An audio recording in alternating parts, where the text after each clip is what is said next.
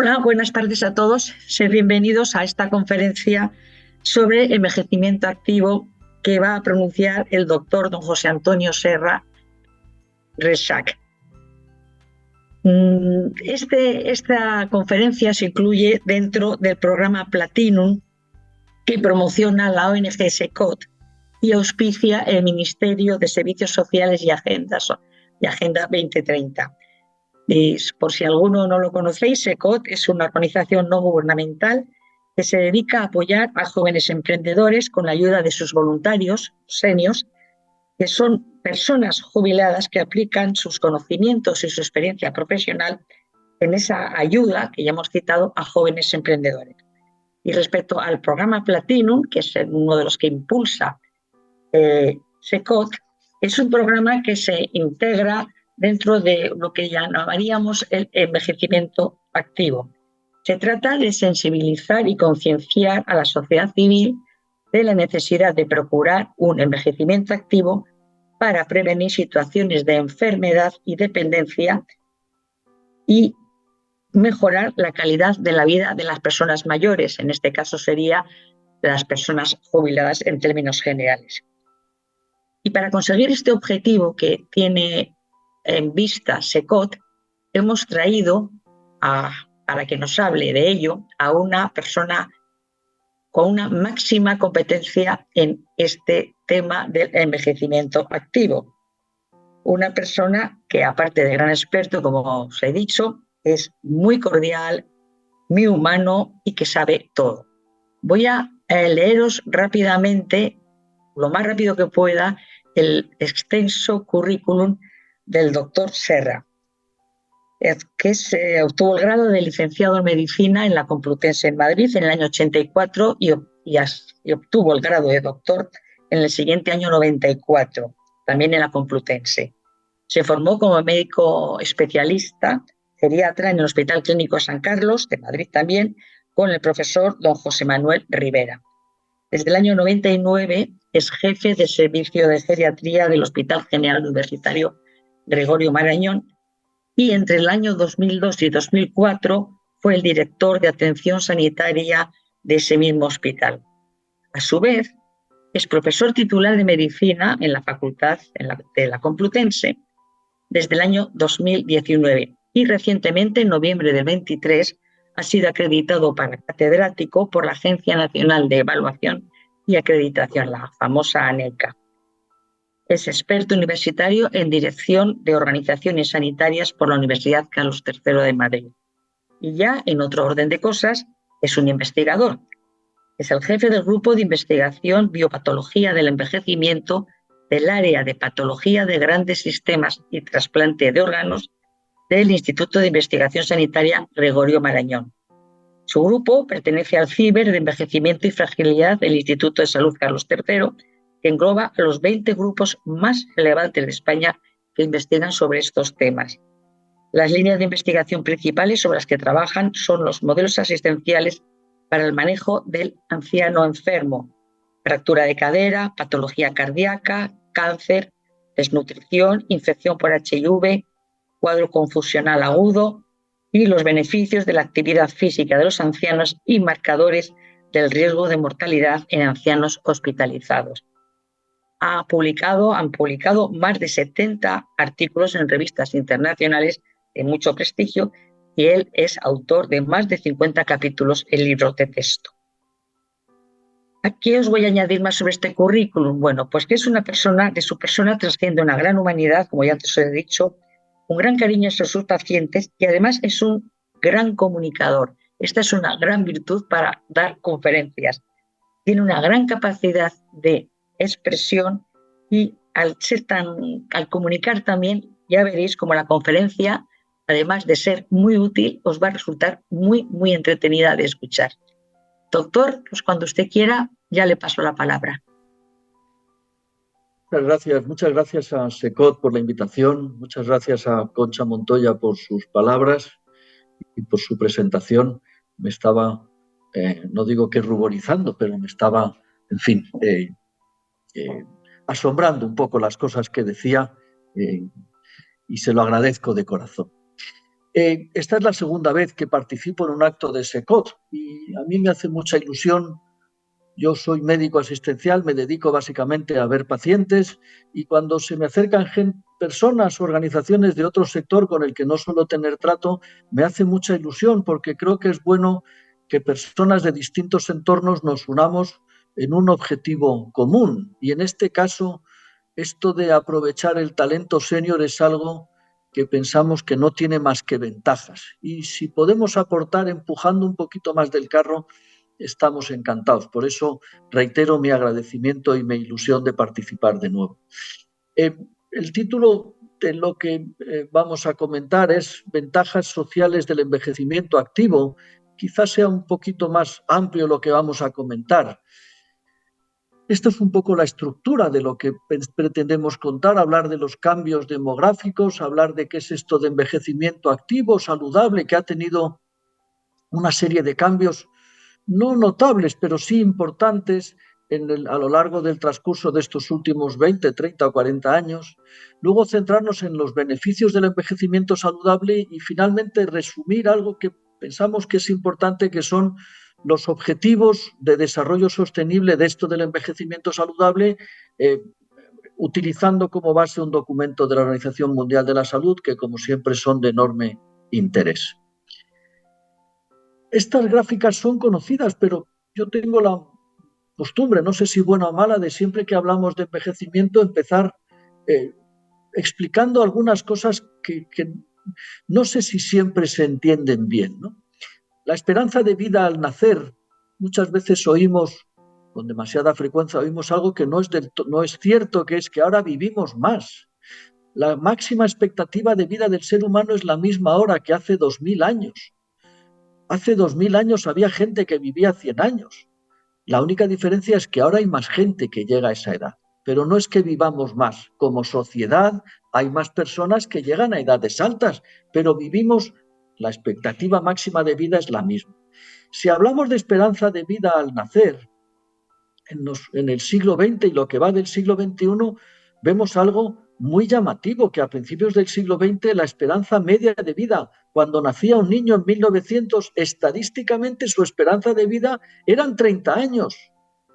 30 años, eso no quiere decir que se murieran todos con 30 años. Claro que había gente en 1900 que vivía 80, 90 o 100 años, pero había desgraciadamente muchos niños que morían con 2 meses, con 4, con 6, con 1 año, con 2, con 7. Y eso hace que cuando hagamos la media, lógicamente la media es más baja. Fíjense ustedes cómo se ha duplicado la esperanza de vida al nacer. Una persona que está naciendo ahora aquí en mi hospital, estadísticamente se espera que viva, si es mujer, hasta los 86 años y si es varón hasta los 81. Esto es algo realmente impresionante. Si se fijan en estos dos valles que tiene la diapositiva al principio del siglo XX, esto es la epidemia de gripe del 14. Esta bajada de aquí en los años 30 es la bajada de la esperanza de vida en la guerra civil. Y al final de la gráfica aquí se intuye que las curvas bajan. Esto es el COVID. Lo digo porque es muy llamativo cómo cuando ve uno reflejado cosas que ha vivido. El COVID, desgraciadamente, lo hemos vivido nosotros y eso ha disminuido la esperanza de vida al nacer. Es evidente que ahora la esperanza de vida es mayor que antes y cuando miramos, cuando una persona nace, decimos que la esperanza de vida son 80, 85 años, pero al que llega a los 65 años, que en 1900 la esperanza media de vida a los 65 años eran 10 años. Ahora la esperanza media de vida a los 65 son más de 20, son 24 años para una mujer y 19 para un varón. Quiere decir que alguien que está en 65 años, si es mujer, se espera que llegue a los 89, a los 90. Y si vamos a los 75 años, todavía más. Y si vamos a los 85 años, todavía más. Fíjense también aquí esta bajada, cómo bajó la esperanza de vida a los 65 años con la epidemia del COVID.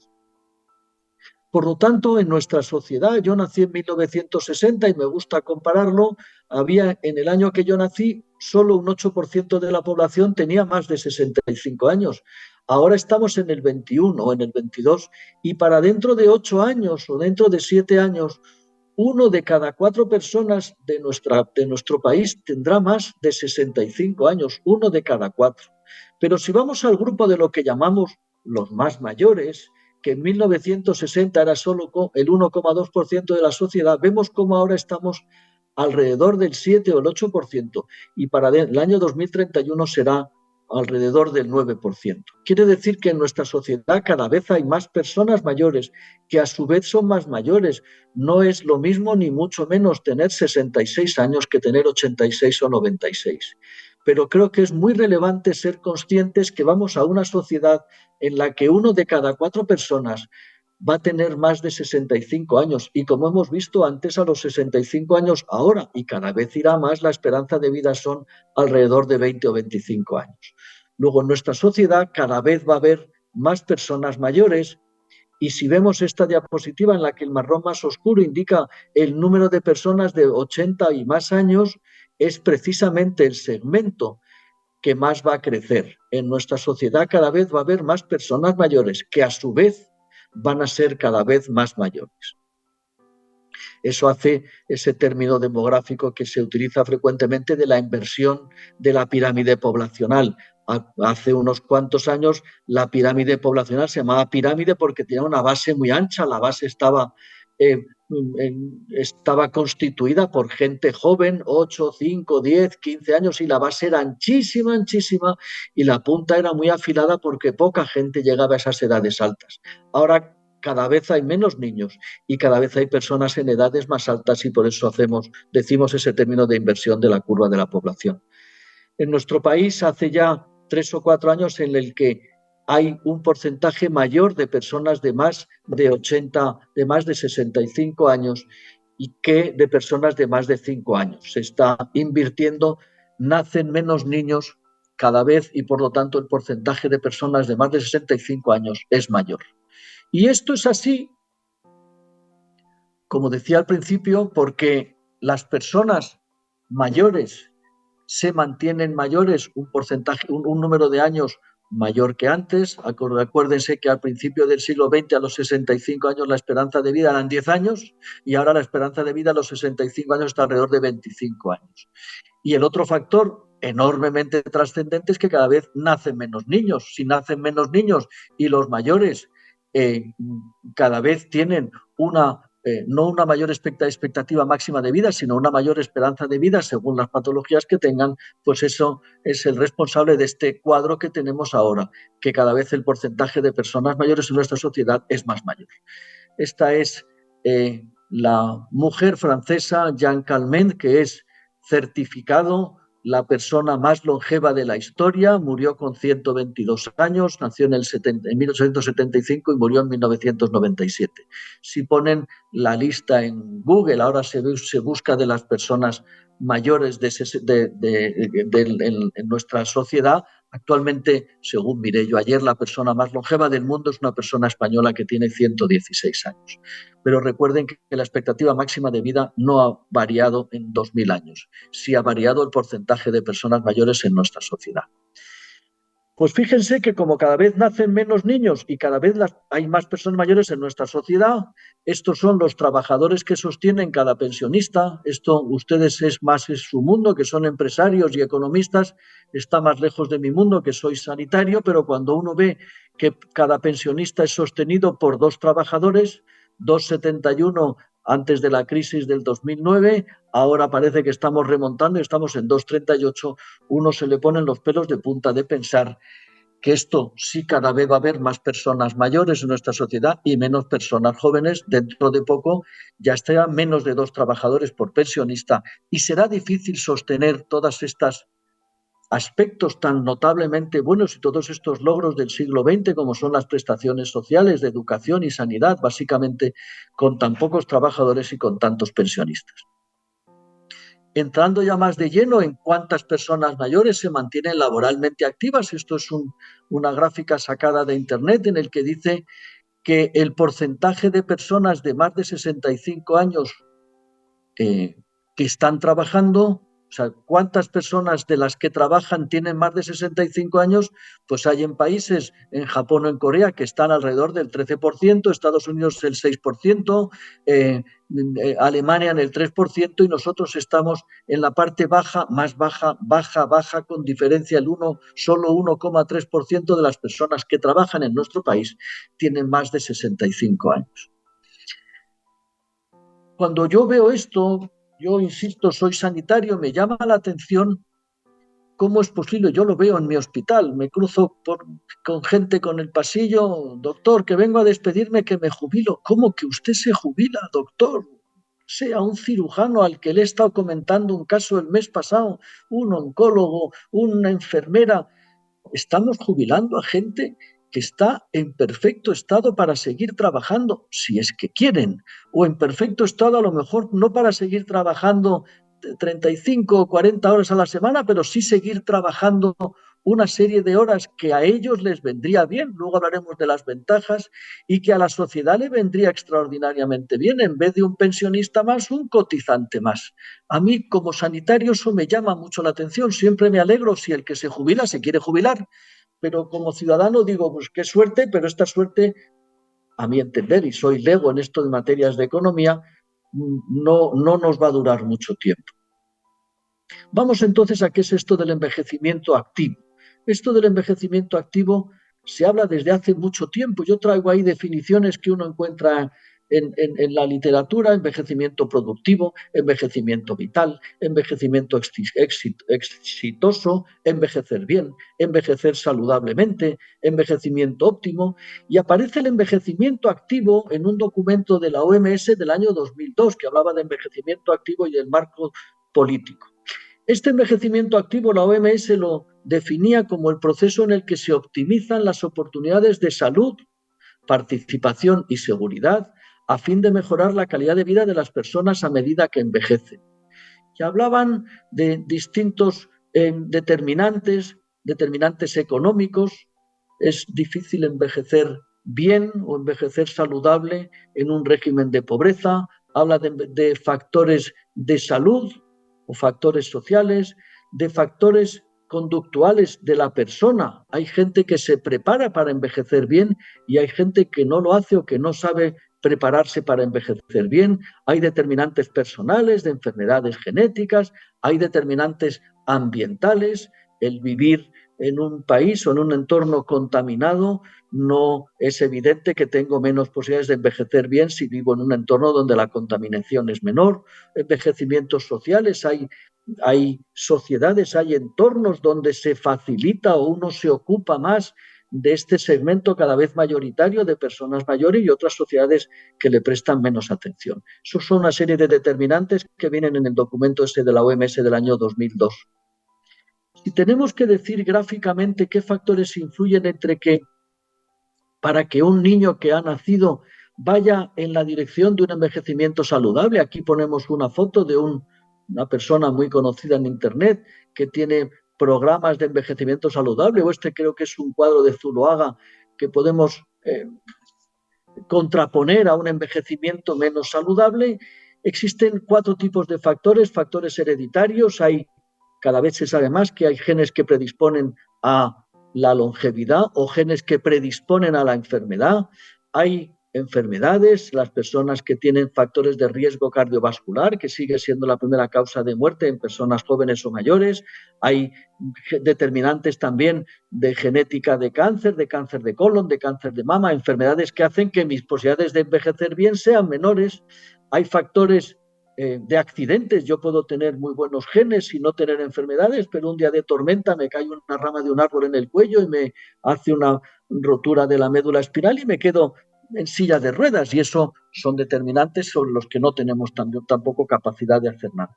Y luego tenemos lo que llamamos hábitos de vida, que básicamente son la dieta, la actividad física, los hábitos sociales, hábitos personales, si uno fuma, si uno bebe, si uno tiene una vida socialmente activa, y el medio ambiente. Esos 4 factores que englobamos en hábitos de vida suponen aproximadamente el 70 o el 75% de cómo envejecemos. Yo creo que este dato es muy relevante. Piensen ustedes que la manera de envejecer, casi podemos decir 2/3 partes de cómo envejecemos está en nuestra mano. Está en nuestra mano de tener unos hábitos de vida saludable, de tener una vida plena física o mental, de vivir de la manera más saludable posible. Nunca es tarde para adoptar hábitos de vida saludable. Merece la pena dejar de fumar con 85 años. Y nunca es pronto para adoptar hábitos de vida saludable. Merece la pena educar a nuestros hijos, a nuestros nietos en la actividad física y no retrasar para adoptar estos hábitos de vida. Quiero decir, cuanto antes lo hagamos mejor, es un mensaje, y nunca es tarde para adoptar hábitos de vida saludable. Pero creo que es muy relevante ser conscientes que 2/3 partes de cómo envejecemos están en nuestra propia mano. La OMS siguió profundizando en este concepto de envejecimiento activo y en otro documento escrito por una profesora española, la Rocío Fernández Ballesteros, en el año 2013, ampliaba la definición y decía, como decíamos, no ampliaba la definición que decíamos antes de optimizar las oportunidades de salud, participación y seguridad para mejorar la calidad de vida de las personas mayores, y agrupaba 3 tipos de factores: factores de salud, factores de actividad y factores productivos, e incluía esta parte de producción como uno de los pilares la participación social, que fomentaban el envejecimiento activo y que a su vez era algo enormemente positivo para la sociedad.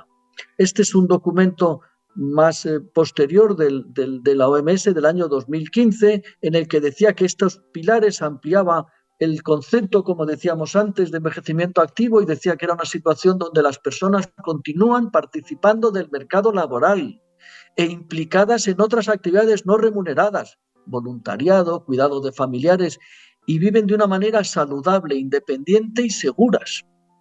O sea, participan del mercado laboral, participan también de una vida activa no remunerada y viven de una manera saludable, independiente y segura. Por eso ponían estos 4 pilares del envejecimiento activo: la salud, la vida larga, la participación y la seguridad.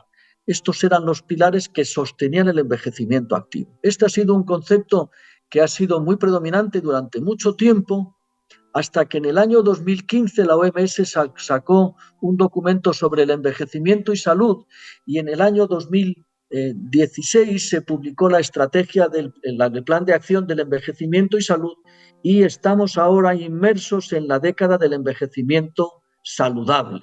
Por lo tanto, lo que antes se llamaba envejecimiento activo, que creo que todos entendemos lo que es, ahora con alguna modificación se llama envejecimiento saludable, y ese es el término que la OMS nos empuja a utilizar. Este envejecimiento saludable se define como un proceso continuo de optimización de oportunidades para mantener y mejorar la salud física y mental, la independencia y la calidad de vida a lo largo de la vida. Las determinantes de salud de una persona mayor, cuando uno explica qué es la salud en una persona mayor, la salud tiene un concepto mucho más amplio que una mera ausencia de enfermedad. Si yo uso gafas porque soy miope, tengo una enfermedad, y si uso gafas ya no estoy sano. Tengo 95 años, pero uso gafas y ya puede decirse que no estoy sano. No es fácil poner la raya. Hace muchos años que el concepto de salud no es solo la ausencia de enfermedad, sino el bienestar físico, mental y social. ¿Quiere esto decir que la salud de una persona mayor se sustenta en 4 pilares: en una parte médica, en una parte física, en una parte mental y en una parte social? Y lo que engloba este concepto de envejecimiento saludable es seguir manteniendo la mejor calidad de nuestra salud médica, física, mental y social hasta el final de la vida, a lo largo de la vida. Por eso hay que centrarse no solo en la parte médica, que eso lo sabemos hacer bien, sino también en la parte física, la independencia para hacer la vida por mí mismo, en la capacidad mental, el ser mentalmente capaz e independiente, y en tener un entorno social lo debidamente sólido para poder vivir en sociedad. La OMS hace mucho hincapié en lo que llama la capacidad funcional. Dice que el envejecimiento saludable es el proceso de desarrollo y mantenimiento de la capacidad funcional que permita el bienestar del mayor. ¿Y qué es esto de la capacidad funcional? Es la capacidad de cubrir las necesidades básicas, que yo sea capaz de hacer lo que en geriatría llamamos las actividades básicas de la vida diaria, que sea capaz de vestirme, de asearme, de levantarme de la cama y de la silla, de poder comer, de contener la orina y las heces y la capacidad de entrar y salir del retrete o de subir escaleras y de caminar yo solo, quiero decir, que pueda ser autónomo, independiente. Cuando a las personas mayores se les pregunta en esto de la calidad de vida, que es un concepto completamente personal e intransferible, uno puede entender calidad de vida el ser capaz de mantener su mejor capacidad auditiva porque yo disfruto oyendo música, y otro puede decir que para él es mucho más importante ver que oír porque él lo que le gusta es observar el paisaje. No todos tenemos los mismos parámetros de calidad de vida. Pero cuando se le pregunta a las personas mayores, y en nuestro país se hace cada pocos años la encuesta nacional de salud, lo que siempre sale primero como el marcador más trascendente de calidad de vida es lo que las personas mayores dicen: ser independiente, poder hacer las cosas por mí mismo, que no necesite ayuda, que pueda vestirme solo, que pueda levantarme de la cama y de la silla solo, que pueda asearme solo. Eso es uno de los componentes de la capacidad funcional. También ser capaz de moverse, de desplazarse, con la ayuda necesaria. Quiero decir, hay gente que vive, que necesita una silla de ruedas, pero son autónomos e independientes. Que pueda moverme por mí mismo con las ayudas necesarias, con la silla o con el andador. Pero este concepto funcional, que en medicina se suele limitar más o menos a estos dos primeros aspectos que yo les estoy contando, la OMS lo extiende más y dice ser capaz de aprender. Las personas mayores pueden seguir aprendiendo, pueden seguir creciendo y pueden seguir tomando decisiones. Eso es envejecer saludablemente. Muchas veces nosotros tenemos la experiencia de ver personas mayores que vienen a la consulta, personas mayores de 80, 90 años que vienen con sus hijos que tienen 55, 60, 70 años, y en muchas ocasiones vemos cómo se le está hurtando al padre la posibilidad de decidir. Y el padre ni está demenciado ni está incapacitado, pero pensamos que el mayor ya no tiene capacidad de decidir. No sabemos muy bien por qué. Y eso a veces ocurre en el mayor de los cariños y de los amores que el hijo le presta al padre o a la madre, pero parece que ya el mayor no puede tomar decisiones. Claro que las puede tomar y claro que las debe tomar. Parece que una persona que ha sido ingeniero, que ha sido economista, que ha sido abogado, que ha trabajado 30, 40, 50 años en su campo, parece que cuando se jubila, se retira, ya no puede aprender. Claro que puede aprender. La capacidad de aprendizaje nunca se pierde. Y es estupendo cuando vemos personas que han sido abogados o ingenieros durante años y terminan y los vemos en la consulta. ¿Y usted qué hace? Pues mire, doctor, me apunto a la universidad a distancia y estoy haciendo historia del arte porque es lo que siempre quise hacer. Eso es envejecer saludablemente, el ser capaz, ser autónomo físicamente, seguir aprendiendo, seguir creciendo como persona y seguir siendo independiente para tomar decisiones. Y el tercer aspecto nuclear del envejecimiento saludable es seguir siendo capaz de mantener y crear relaciones sociales. Con la edad, las personas mayores, por distintos factores que sería largo de explicar, cada vez van teniendo un mundo más estrecho.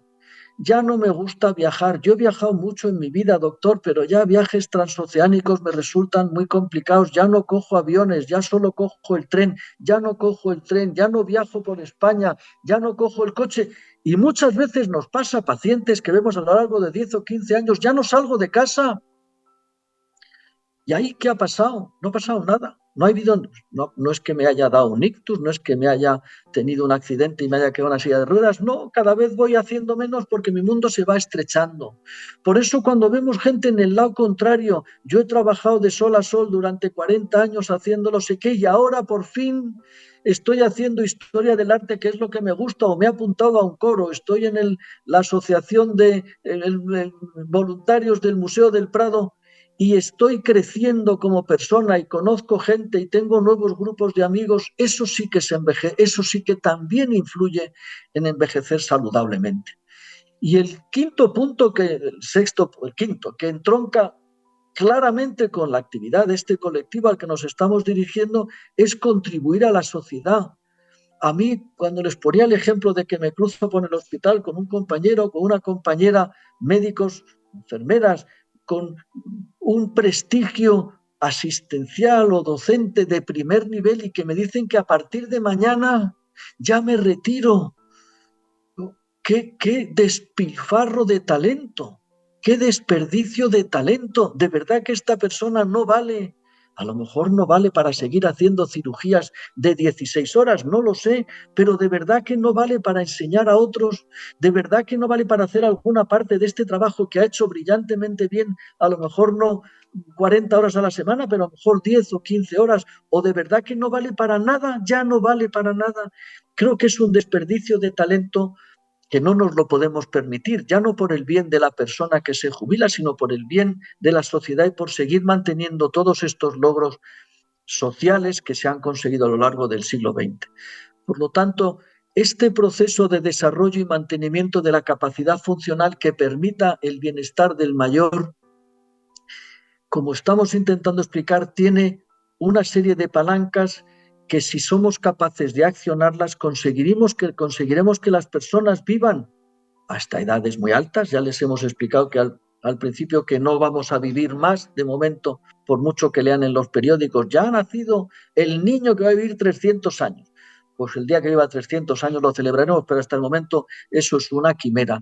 Pero sí que el objetivo es intentar que las personas, y eso es lo que explicamos los geriatras, que las personas se mueran estando en la mejor condición posible, se mueran estando sanísimos, a ser posible que se mueran con 120 años, pero estando sanísimos. Hemos conseguido, como les he explicado en las gráficas del principio, alargar de una manera notable la expectativa de vida de nuestra sociedad, no la expectativa máxima de vida, la expectativa de vida de las personas mayores, y ahora lo que estamos haciendo, y se van haciendo avances notables, es llenar ese incremento de la vida que hemos conseguido como sociedad, llenarla de vida, que las personas vivan muchos años, pero están en una condición extraordinaria. Por eso es el concepto más amplio de envejecimiento saludable. ¿Y esto qué ventajas tiene? Que eso sería el título central de la charla. ¿Qué ventajas tiene esto del envejecimiento saludable? ¿Qué ventajas tiene cuando vemos una persona? Yo estaba pensando cuando preparaba esto, personas que yo conozco de 90 años, que siguen aprendiendo, que siguen leyendo, que siguen participando de la sociedad, unos como voluntarios, otros que tienen un chico joven en su casa y alquilan una habitación y eso les viene bien a ellos, y ellos además ayudan al joven porque era profesor de matemáticas y el joven tiene dificultad. Es decir, ¿qué objetivos tiene el envejecer de una manera saludable frente a lo contrario, que es alguien que por mala suerte en la vida, por las cosas, tiene un envejecimiento dependiente, deprimido, aislado, inactivo? Yo les pregunto en mi ejercicio profesional, les pregunto a los pacientes, por supuesto, de sus enfermedades, de sus tratamientos, de cómo está físicamente, cómo está mentalmente, con quién vive, cómo es la vivienda en la que vive. Y les pregunto también que me cuenten un día, cuénteme usted ayer, a qué hora se levanta, a qué hora come, qué hace por la mañana, qué hace por la tarde, a qué hora cena. Y les pregunto, ¿y usted tiene algún plan esta semana? Se quedaron pues sorprendidos. ¿Plan a qué se refiere? ¿Tiene algo? ¿Va a hacer algo esta semana? No, pero tiene algo. ¿Va a ir a un cine? ¿Va a ir a un museo? ¿Ha quedado con su hijo? ¿Ha quedado con un amigo? ¿Va a ir al fútbol? ¿Va? Bueno, tengo neurólogo el jueves y tengo dermatólogo el lunes. No tengo nada en mi vida. No tengo ninguna cosa en mi vida. No hago nada más que estar sentado viendo la tele. Pero eso no es por culpa de la persona. Eso quiere decir, yo no culpabilizo jamás. Lo que digo es que la sociedad a veces también empuja eso a ir quitando. No, ya no quiero que salga, no, ya no quiero que conduzca, no, ya no quiero que, y al final tenemos una persona inactiva, no productiva y que va a vivir así a lo mejor 15 o 20 años, ¿no? Cuando es lo contrario, cuando es un envejecimiento saludable, los beneficios son interminables. Yo he intentado agruparlo aquí en distintos epígrafes. Desde el punto de vista sanitario está científicamente demostrado. No he querido profundizar porque entonces no podría, me extendería, pero las personas que envejecen saludablemente, médica, física, mental y socialmente, que envejecen de una manera saludable, enferman menos de artrosis, enferman menos de discapacidad, enferman menos de depresión. Y si tienen enfermedades crónicas que son hipertensos, como el 60% de las personas mayores, si son diabéticos, como el 30% de las personas mayores, esas enfermedades crónicas se controlan mejor. Controlarlas mejor quiere decir que su evolución es más lenta o que necesito menos pastillas para el control de esas enfermedades. No es que se curen, pero su control es mejor que si tengo una vida menos activa. Desde el punto de vista cognitivo, son indudables los beneficios. Las personas que envejecen saludablemente, que tienen una vida social activa y participativa, porque están haciendo una carrera, porque participan del voluntariado, porque hacen viajes del inserso, porque están estudiando la historia de Egipto, porque se van a ir a Egipto dentro de unos meses, esas personas tienen menos incidencia de depresión y de ansiedad, dos cuadros que empeoran el envejecimiento de una manera notable. Y las personas que son mentalmente activas tienen menos riesgo de demencia. No quiere decir que no tengan riesgo, quiere decir que tienen un riesgo menor. Y si tienen demencia, la evolución es más leve que si están mentalmente inactivos. Por eso la participación, uno, me hace que compre menos papeletas para que me toquen enfermedades. Dos, si ya vengo con esas enfermedades, se me pueden controlar mejor. Y tres, si las tengo, tienen una evolución más benévola. Desde el punto de vista cognitivo son innumerables los beneficios. Desde el punto de vista psicológico también hemos hablado del estado de ánimo, de la depresión, de la ansiedad, la soledad, la apatía, la tristeza, el no tener nada que hacer, un día igual que el siguiente, igual que el anterior. Eso, el envejecimiento es espantoso. Y además, cuando uno no se ocupa la cabeza, empiezan a surgir problemas, en muchas ocasiones no trascendentales o no relevantes. Tengo dolor, tengo náusea, voy a un médico y los médicos a veces no ayudamos mucho y medicalizamos cosas que en el fondo se curan estando o no aparecen estando mentalmente más activos. Desde el punto de vista físico, los beneficios son, no voy a decir de los que más, pero son indudables. Miren ustedes, la discapacidad y la dependencia, el no ser capaz de hacer mi vida de una manera independiente, el necesitar ayuda para levantarme de la cama, para salir a la calle, para asearme, para vestirme. La principal causa de discapacidad en las personas mayores suele ser la atrofia por desuso, que quiere decir que he perdido fuerza porque hago poco ejercicio, porque me muevo poco. Es evidente que si soy discapacitado porque me dio un ictus y me dejó paralizado medio cuerpo, pues no le puedo hacer nada. Pero hay muchas veces, la mayoría de las veces, la discapacidad ocurre en las personas mayores a lo largo de meses o años. La pandemia es un ejemplo extraordinario. Estuvimos confinados 2 meses y había mucha gente que salir a la calle y caminar media hora al día me mantenía independiente. Me quedé en casa 2 meses y ya no pude volver a caminar. ¿Y ahí qué pasó? Atrofia por desuso. Un músculo que no se utiliza se atrofia. Si a un atleta le ponemos una semana en la cama, cuando se levanta de la cama está peor, pero como tiene tantísimas reservas se nota poco. Cuando una persona de 90 años que era independiente con alguna dificultad, pero era independiente para todo, le dejamos una semana en la cama, luego a lo mejor ya no se puede poner en pie.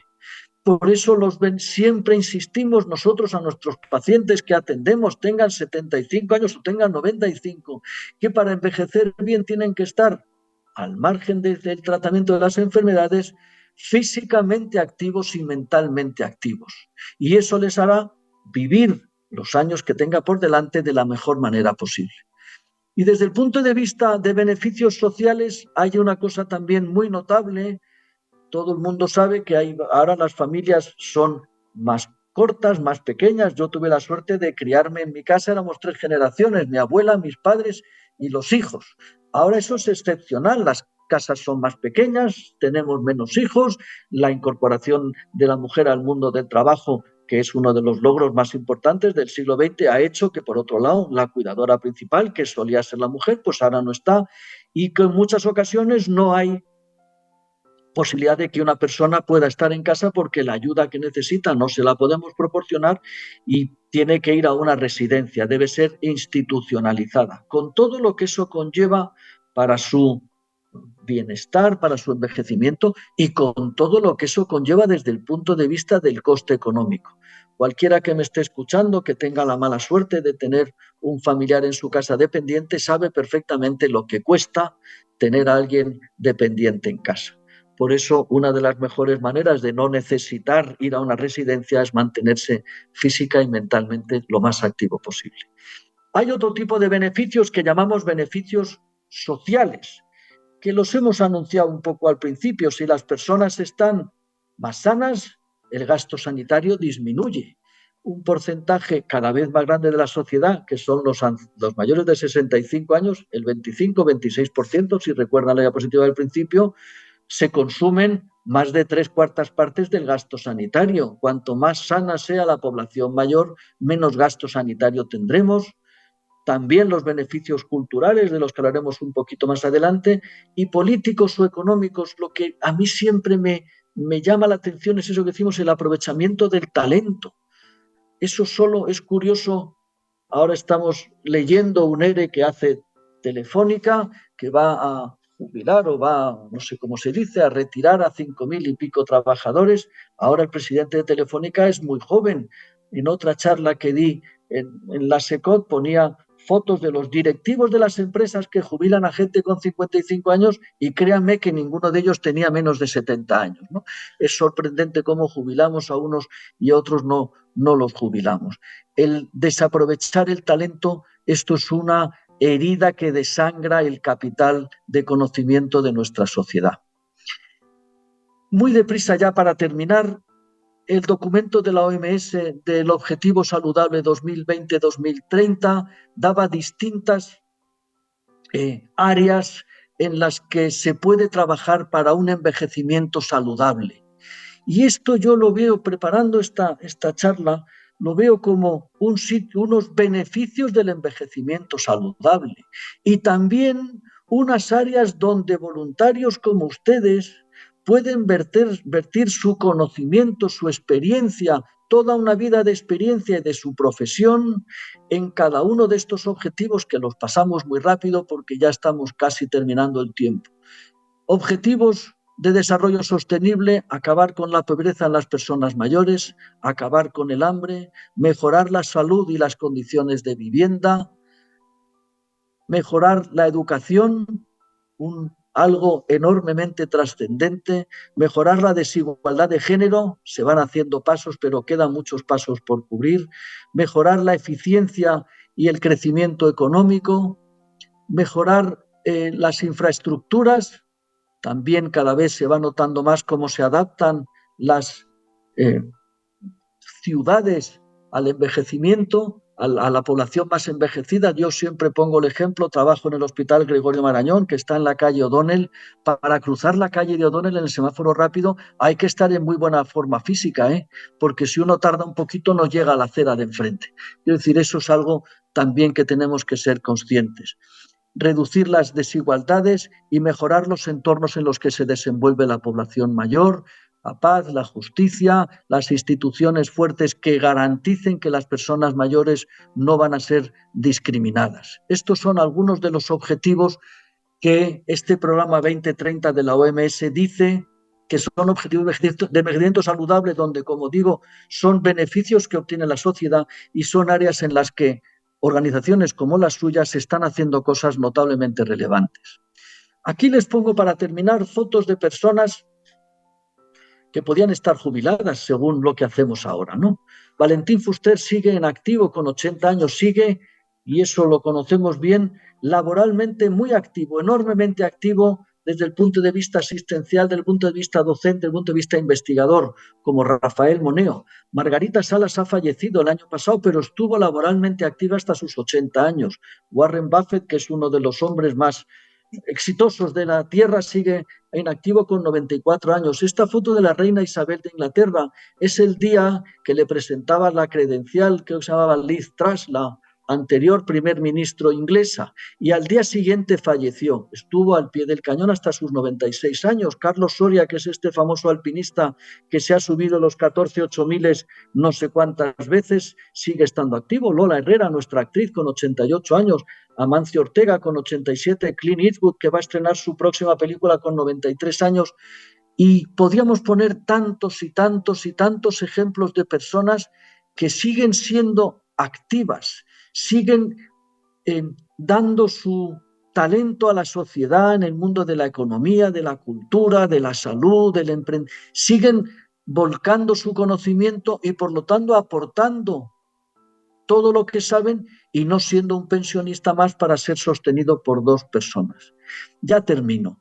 Lo que he intentado transmitirles es que una población mayor activa tiene beneficios en todas las esferas de la vida, personales, colectivas, económicas y sanitarias.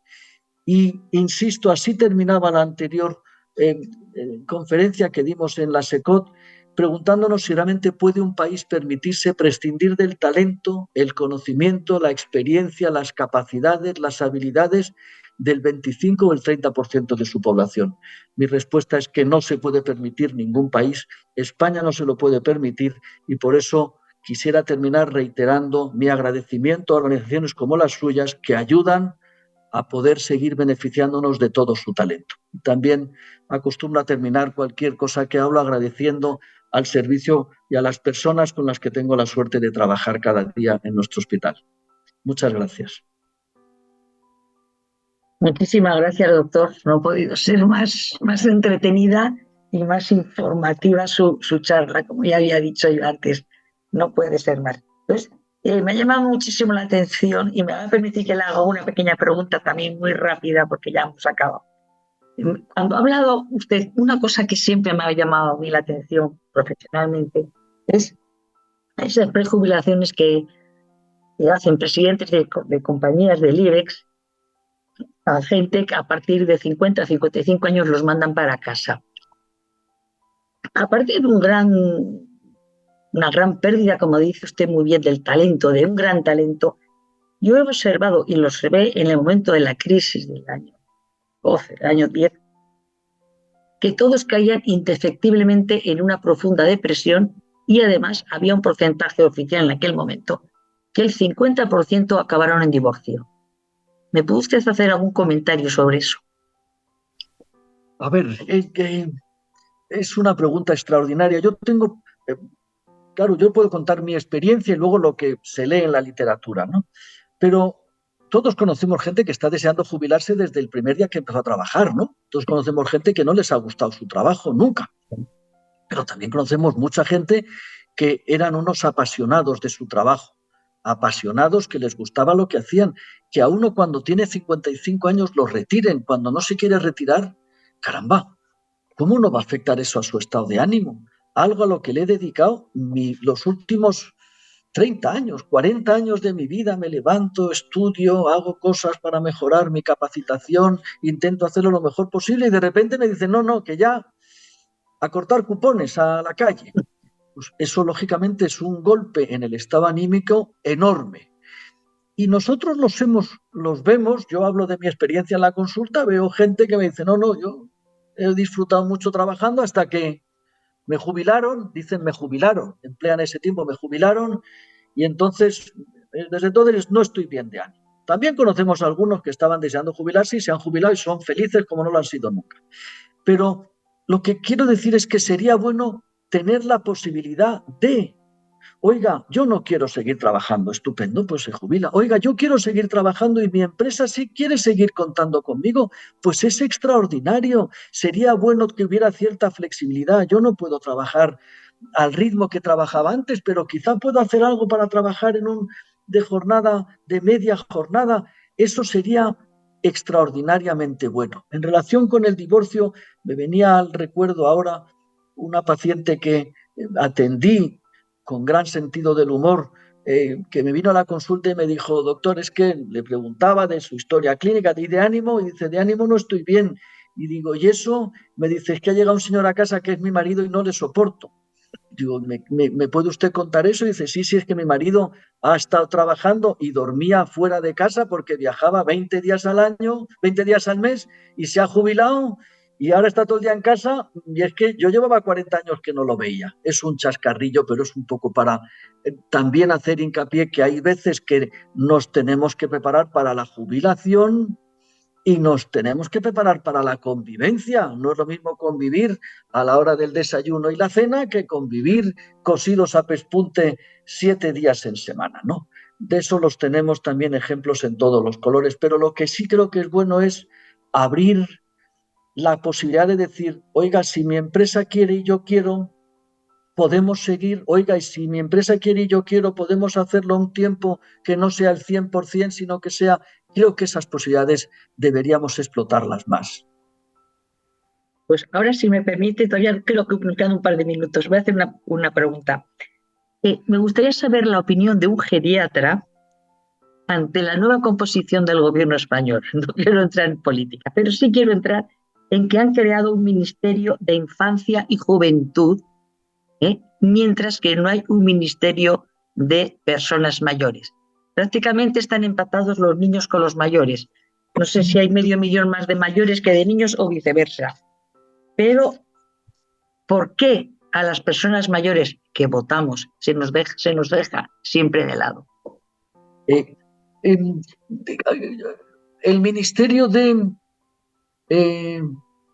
no sé cómo se llama, ecología, pero también se llama transición demográfica, ¿no? Transición democrática. La demográfica, sí. Demográfica. Demográfica, sí. De no sé qué, ecológica y transición demográfica, sí. Lo lleva Teresa Rivera. A ver, sin entrar en opiniones políticas, no. Yo sí que creo que yo soy optimista y pienso que las cosas están mucho mejor ahora que hace 20 años, pero están peor ahora que dentro de 20. Quiero decir, es indudable, no es que sea un cambio, si es que los datos lo dicen, ¿no? Cada vez hay más personas mayores. Sería extraordinario fomentar políticas de natalidad. Tener un hijo hoy es una heroicidad. Yo lo veo por nuestros residentes, que son gente joven en edad de establecer un proyecto de vida y de tener familia. Tener un hijo hoy en día es una heroicidad. Si no tenemos padres que nos echen una mano, es una heroicidad. Y la otra cosa es que sí que creo, pero no es porque el colectivo de mayores, es porque no podemos desperdiciar este talento. Es que no nos lo podemos desperdiciar, no lo podemos permitir. Creo que cada vez hay más.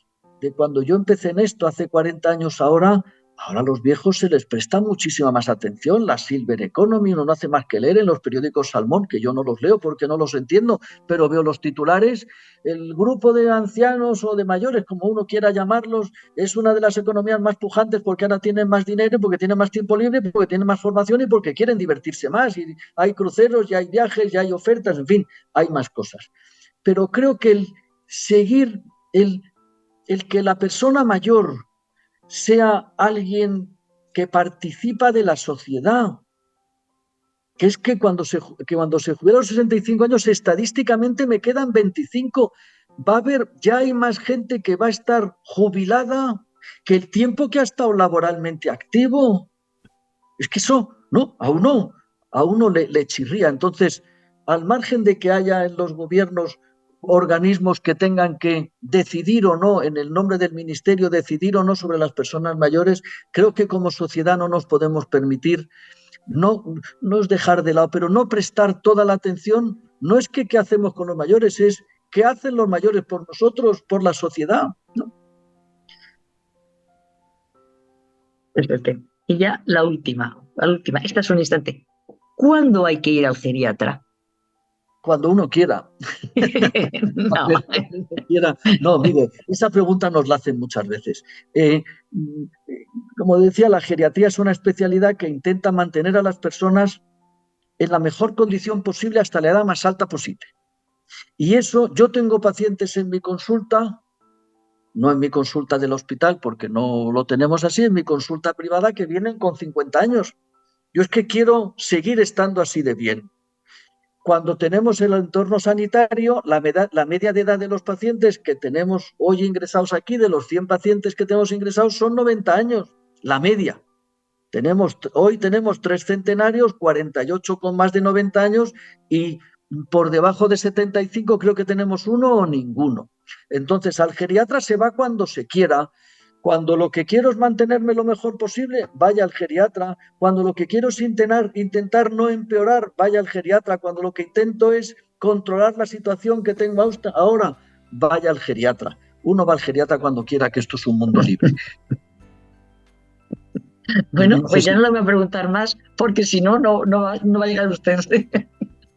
Muchísimas gracias. No saben lo que le agradecemos de CSECOT, esta charla tan divertida, tan amena y tan graciosa, porque hasta nos hemos reído.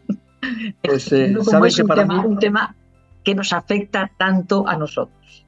Para mí siempre es un placer estar aquí un rato con ustedes. Siento que no pueda ser presencial como fue la última vez, pero cuenten conmigo para cualquier cosa, que para mí es un honor y además lo hago encantado. El honor ha sido nuestro, sin duda alguna. Muchísimas gracias, doctor. Ha sido un placer. A ustedes buenas tardes. Buenas tardes.